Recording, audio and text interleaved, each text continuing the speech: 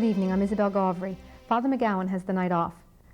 In many parts of our nation, today is Respect Life Sunday, a time to stop and reflect upon an important issue that is often forgotten in our daily lives, the sanctity of human life. What might come to mind immediately is abortion, and well it should. Since the 1973 Roe v. Wade Supreme Court decision, some 15 million legal abortions have been performed in the United States. Abortion is, and will continue to be, the dominant life issue among people of many faiths. However, in the past few years, the Catholic Church has advocated the seamless garment approach to life issues.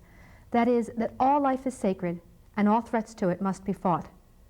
Some other life issues, as enunciated by the National Conference of Catholic Bishops and others, include children. While birth rates in the United States have fallen to record levels, many childless couples await adoptive children or seek in vitro fertilization and other techniques. Famine. The situation in Ethiopia focused world attention on the inadequacies of ancient agricultural economies and collisions with certain political systems. In the meantime, millions face starvation. As you can see, life issues are many, yet all part of one idea. On tonight's program, we're going to examine two other issues: nuclear arms and genetic engineering human experimentation, to see how they too constitute the fabric of the seamless garment. And later in the program, we'll have a discussion with representatives of the Respect Life bureaus in our area. And throughout the show, we're going to be giving you addresses where you can write for more information. So please stay with us.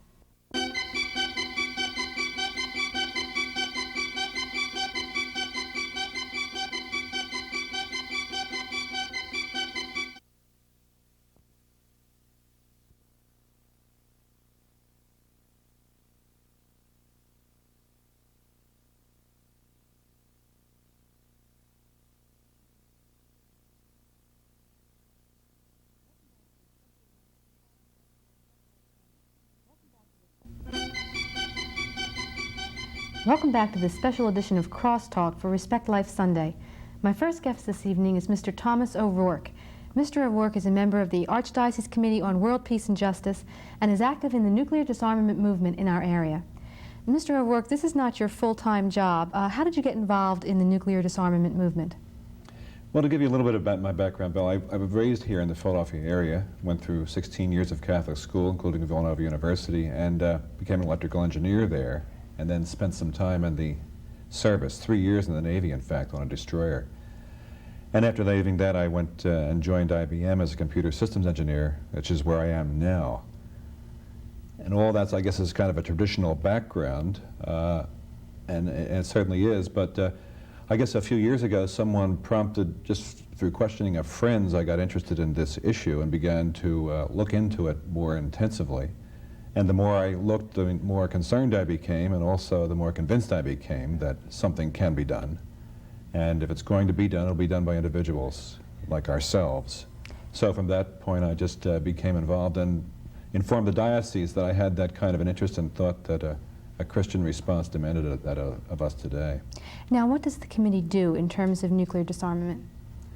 The committee in the diocese actually, we treat all questions of peace and social justice, but a predominant one, since the bishop's pastoral letter was issued 3 years ago, has been to educate ourselves, first of all, on the nuclear arms question, and then to begin to think about how we can take positions that would educate our Catholic public and the public at large about the nuclear arms issue, and what the bishops have suggested as a response to that question should be for us. Tom, you just mentioned the bishop's pastoral letter of 1982, and in that the theory of the just war was proposed. At the time, the media really gave us a blitz on this letter, but we really haven't heard very much about it since then. What is the status of the just war theory? Well, the just war theory, of course, has been around for 1,500 years, and it was used over the years to set the conditions under which it would be morally justifiable for a nation to go to war. And theoretically, at least, that's always been used as the test, these set of principles. And there are 7 principles, and I don't think we have time to go into all of those. The bishops used that as the basis for their analysis of our current nuclear situation. And they came to the conclusion that the just war, that our present nuclear situation, a nuclear war, fails the test set up by the just war principles. So from that, the bishops went on to analyze the current policy of deterrence, and they came to a conclusion. They said, our position is one of strictly conditioned moral acceptance of the policy of deterrence. And they went on to describe what they meant by strictly conditioned moral acceptance. And they said, for instance, that the test for any new weapon system should be, does this advance the cause of disarmament or does it not? Well, to answer your question directly, they then, since that time, I think if we observe what has happened, policies of our government has been to continue with exactly the plans which were in place several years ago to build more weapons. And in fact, to some people say, and I do, is to increase the arms race by projecting the militarization into space. So not much has happened in a positive way since the bishop's pastoral letter was issued, and many of us believe that a reappraisal of that very stingily granted acceptance of deterrence should be reevaluated. And how do you see the nuclear disarmament movement fitting into the seamless fabric of Respect Life? Well, I think it's an apt term. That seamless garment term does fit, because after all, life is one totality from beginning to end. From the people who are involved in the abortion movement, anti-abortion movement, through the nuclear arms question, capital punishment question, just compassion and social justice questions. They all are part of the same piece, I believe that. I see the need also, though, for people to somehow compartmentalize where their energies are spent. And some people will see that the need is the abortion area and they feel more comfortable spending their energies there. I can understand that, certainly. And some of us feel that the nuclear arms question is a very pressing question in our time. Some will take other questions as part of this seamless garment and put their energies there. And I applaud all of that. I just think we should all be consistent, though, and take a common position, even though we don't put our energies, for instance, into the nuclear arms question. We should at least be consistent in, I think, in step with the positions taken in the bishop's pastoral letter on that question. We recently celebrated, if that's the word, the 40th anniversary of the dropping of the bomb on Hiroshima.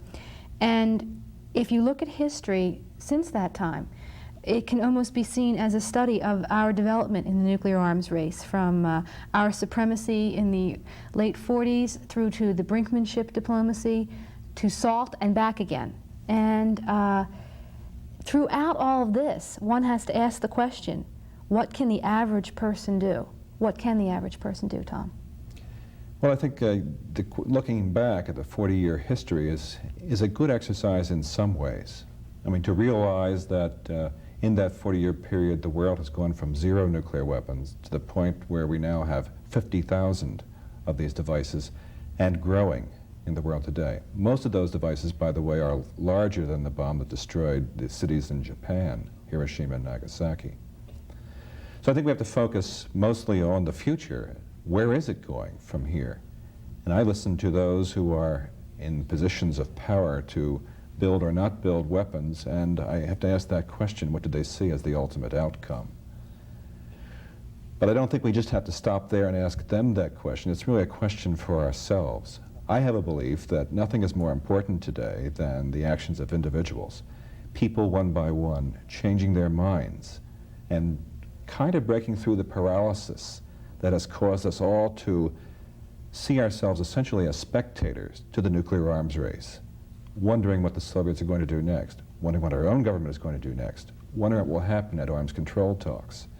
Well, a lot of us have broken through that and decided that what we have to do is perceive ourselves as people of the earth, terrestrians, people who have a common interest with everybody else on the globe, and if we are to survive, so must all others. We have to stop threatening each other and just find ways to break through. Tom, we're running out of time. Thank you very much. When we return, we'll discuss the issue of genetic engineering and human experimentation with Monsignor Di Lorenzo. But first, we have another address for you.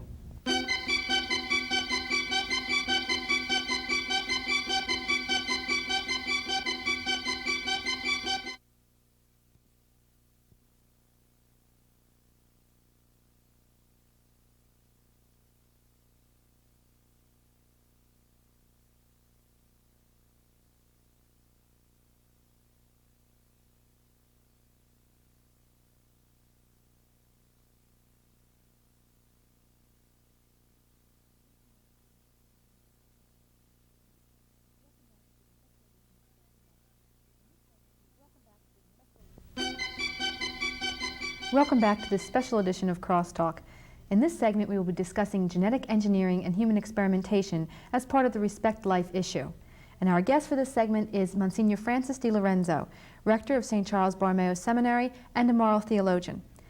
Monsignor, perhaps to some, the issues of nuclear arms and genetic engineering, human experimentation might not seem to be related.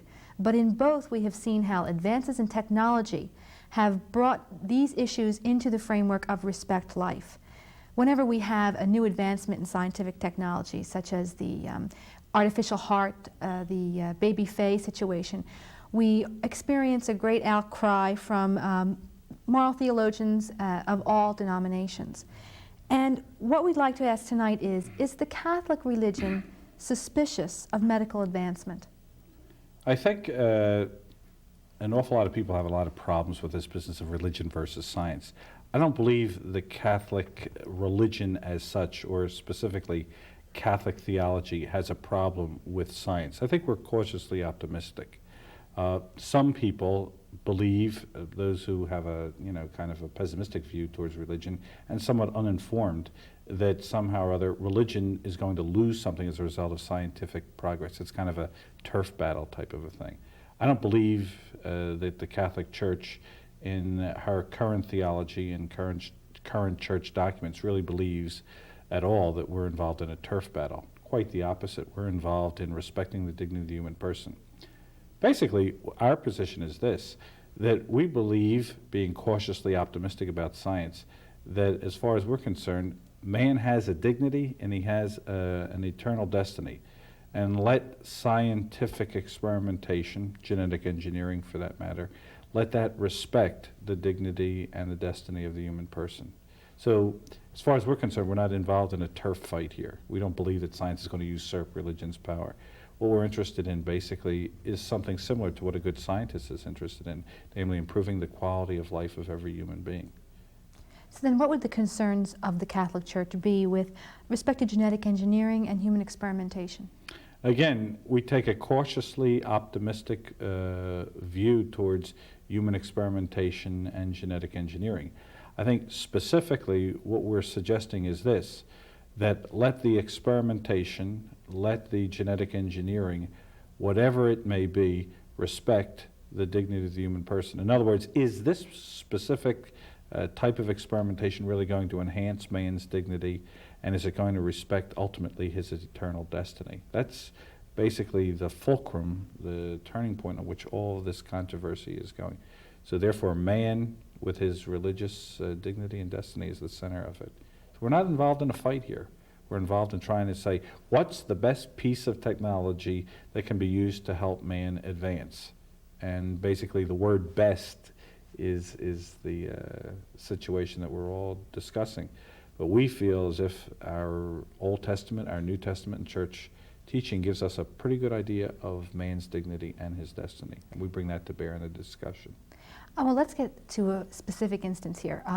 The possibility of in-the-womb surgery on unborn children. Perhaps a defect has been detected, and advancing technology will make it possible for doctors to go into the womb and correct this. What would the church's position be on something like that? Currently, there's not a church position, but what would, I guess, traditional Catholic theology say about it, moral theology say about a thing like that? And I would say that probably we, again, are rather cautiously optimistic. We say as the level of technology improves and they can do this worthwhile thing on behalf of the child, rendering less and less remote the possibility of a threat to the baby's life. To that degree, therefore, we're encouraging and optimistic. But if you're dealing with experimentation that tends to be somewhat capricious or somewhat risky, especially if it's very risky to the child's life, then we have an awful lot of reserve about that type of experimentation. Well, what would you say to critics who would say, well, how are you going to advance? You just can't develop these forms of technology in theory or on paper. You actually have to have a chance to experiment with the new equipment, with the advancements. Yes. The thing is, does it necessarily always have to be in terms of the exact setup that they have. For example, experimentation with respect to pharmacology. They do not necessarily jump right into human experimentation. There are levels and stages that they progress through to test the various levels of these drugs to see whether or not they would possibly be harmful to human beings. But they don't start immediately out on human beings. They start on various other levels first. And I think a similar situation could possibly take place as well with respect to, we'll say, an operation such as you're suggesting. Do you necessarily have to start out with a human being first? You may be able to start out on prior levels first, working and manipulating the situation to that point where you feel as if you have that kind of expertise and that kind of skill that eventually you can then make your reasonable leap into human experimentation. Thank you for being with us this evening, Monsignor. In a moment, we'll be back with representatives from Respect Life offices in our area, so please stay with us.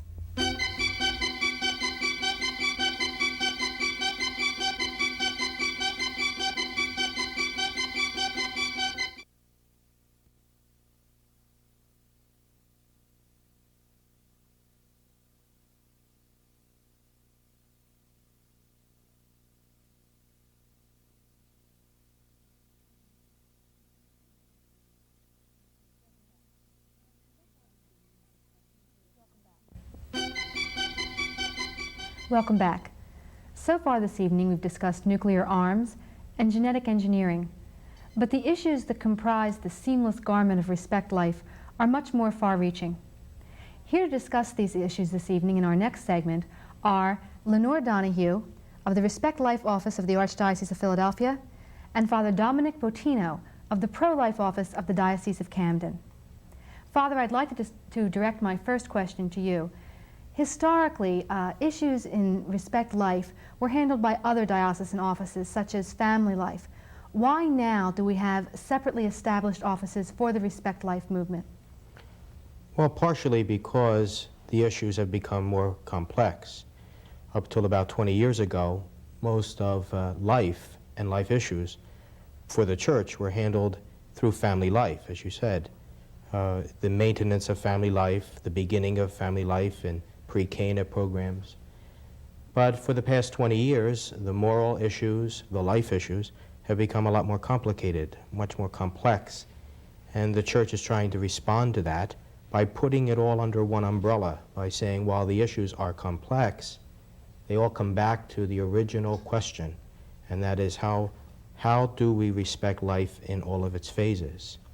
All of the questions that are posed now in our nuclear age, in the age of scientific research, none of this was a problem before. And so the church is responding administratively by setting up these new offices to, first of all, highlight the complexity, and secondly, to really say when all of the complexity is finished, it really comes back to that same issue, the respect of life itself from beginning to end. And Lenore, how would you describe the function of the Respect Life office in the Archdiocese of Philadelphia? Well, our office is tied in, our program is tied in with the Bishop's Pastoral Plan for Pro-Life Activities. And our goals include enriching and nurturing human life from beginning to end, but also working to eliminate those practices or conditions that are destructive of human life. Our goal is to have a Respect Life committee in every parish in the diocese. At the moment, we are also in the process of regionalizing our parishes along county lines. And we're trying to do this so that we can strengthen one another within the parishes, share ideas, give mutual support, work on projects together. As a matter of fact, this Wednesday night, we'll be holding the first of a series of meetings throughout the 5 counties. And this is October 9th. Yes, October 9th. And anyone who would be interested in information on these meetings could call our office at 587-3703. Now, October is Respect Life Month. This is Respect Life Sunday. In Camden, Father, what events have been planned for this? Well, there is, of course, the Respect Life Manual, which is distributed nationally, and our diocese is really formulating a program according to those themes, each Sunday dedicated to some of the issues that have been discussed tonight in this program. For instance, today would be the theme of abortion, the evil of it, and what we can do to eradicate this legalized murder. But each Sunday has its specific theme, and the Diocese of Camden is holding on to those themes each Sunday. And also, throughout the year, the diocese is also trying to establish a network, similar to the Archdiocese, establishing a network of parishioners in the local parishes so that we can formulate a long-term effort in terms of legislative action, in terms of education, so that it's something that we can look forward to in the future to say we have something established. Half of pro-life work is the need to have a network established for all types of reasons, not just legislative alerts, but also educational things. So we're very busy doing that this year, establishing pro-life committees in parish councils, asking them to be a standing member of each parish council, so that that footwork is already accomplished and we can begin doing the real work of educating and trying to do something on the legislative level. Now, would both of you comment on the fact that the abortion issue in Respect Life does seem to garner the most attention? When you say Respect Life or pro-life, people tend to think, oh, abortion, Roe versus Wade, and so on. But there is much more to Respect Life than just abortion and just the issues that we discussed here this evening. Some issues that have been traditionally part of your parish activities can also be included in Respect Life. And could you comment on that? Certainly. We are trying to have our people see the integration of all the Respect Life issues. In many parishes, they are actively involved in feeding the hungry, clothing drives, things like that that tie in with the total Respect Life picture.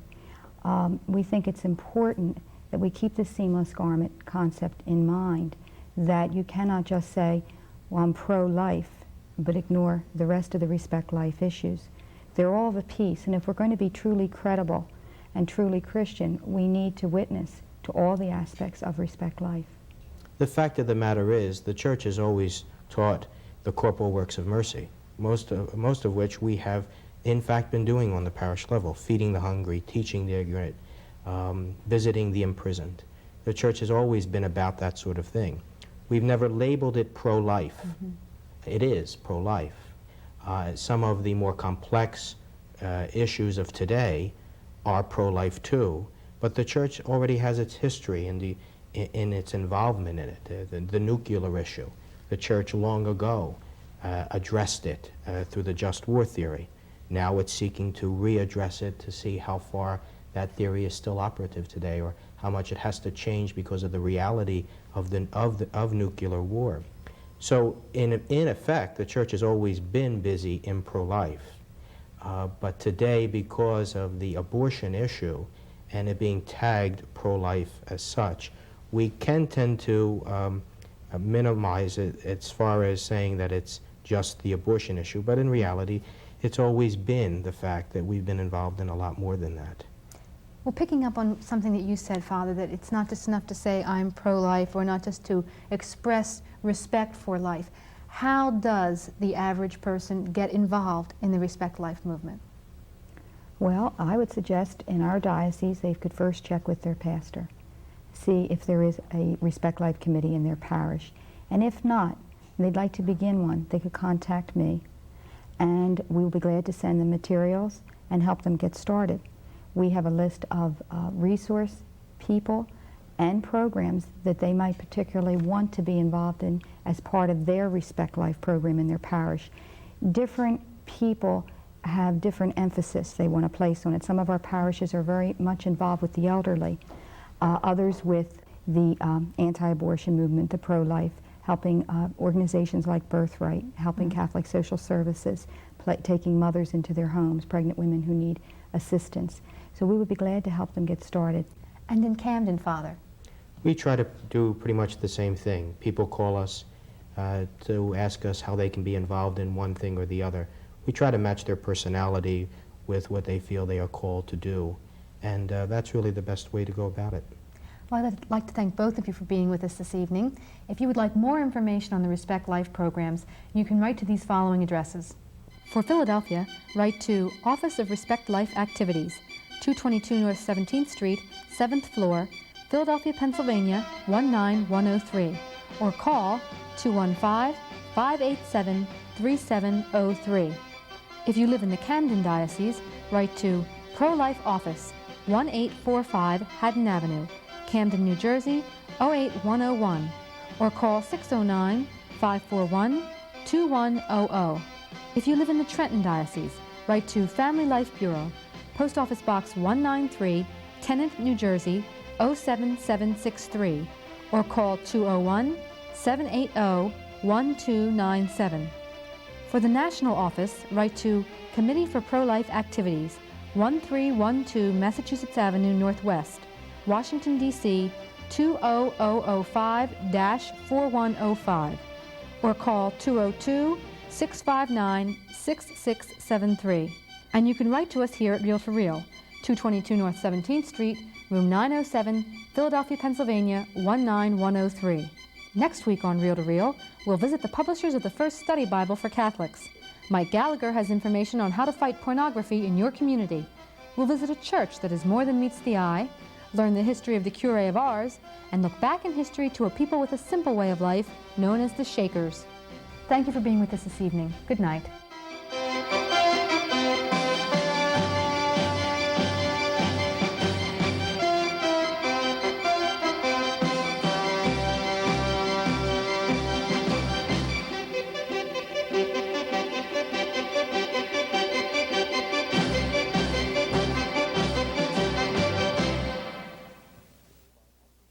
Travel arrangements for Reel to Reel by Atkinson and Mullen Travel of Media, PA. Phone area 215-565-7070.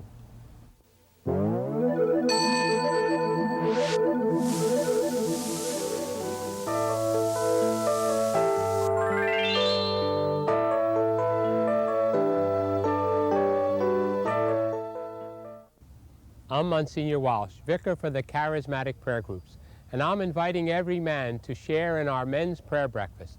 We gather to eat, to pray, and to share God's actions in our lives. That's what the men's prayer breakfast is all about. Looking forward to your sharing with us on the third Saturday of the month at Williamson's, City Line in Belmont Avenue. For information, write to this address.